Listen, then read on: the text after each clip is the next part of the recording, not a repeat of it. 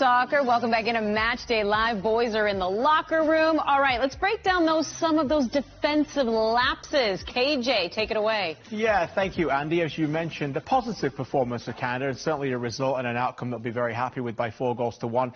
But within the game, some major concerns. And I'll tell you this, if you're playing Canada, if you're Greg Berhalter, if you're one of those teams in the quarterfinals, these are some of the clips you're going to be looking at, particularly tonight. But we're going to go back, first of all, to the first game of this competition against Martinique and just refresh your memory about what happened in that first game, particularly in the first 10 minutes. John Herdman did say that he was quite happy they were tested, but again, it's playing out the back from this position. Kamal Miller tries to play it into Marc-Anthony Kaye, and in the end, it turns into being a bit of an unfortunate goal to give away as Martinique opened the scoring through Riviere.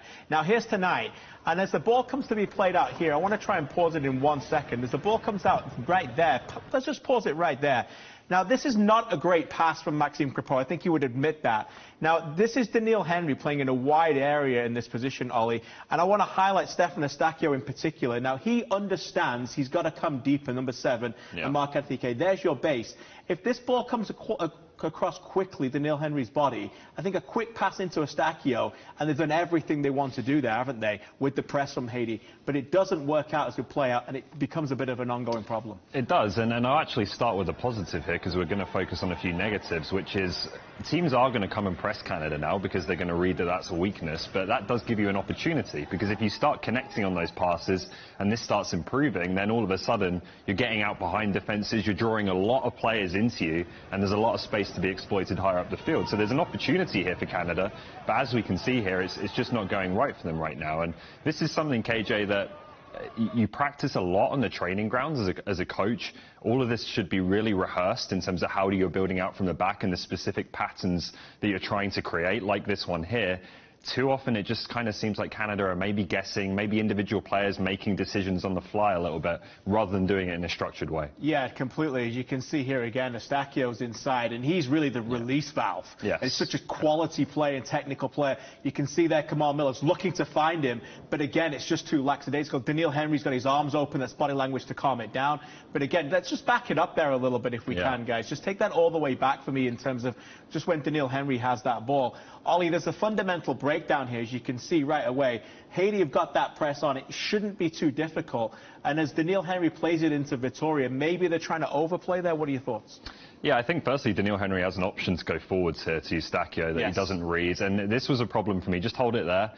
Steven Vitoria at this point... Just back it up a little bit more for us, guys, so Ollie can make his point. Yeah, Steven Vitoria at this point, I saw this a few times in the game. He likes to look right and left and try and see what's there, and you just do not have time to do that, and you certainly will not have time to do that against better opponents.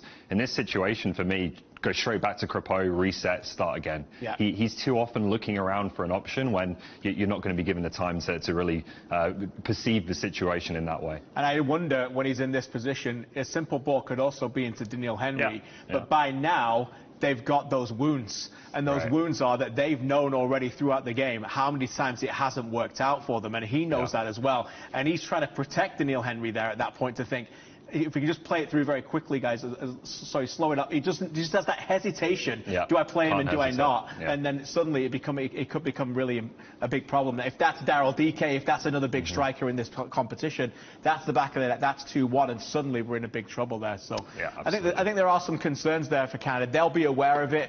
John Herdman has said, do not call us a golden generation. We have no tier 1 defenders. This is why a lot of times they played the 3. Maybe when they played a 4 later in the game, it can help. But they are some of the concerns and some of the videos that future coaches will be looking at as they get set to play Canada. Andy. Great breakdown, gentlemen. A lot going on in this one as we take you to the halftime stats. So 4-1 the final. Eustáquio getting the goal scoring going, a brace by Larin, and then Hoylett getting the penalty kick. But good news, 6 yellows in game 1.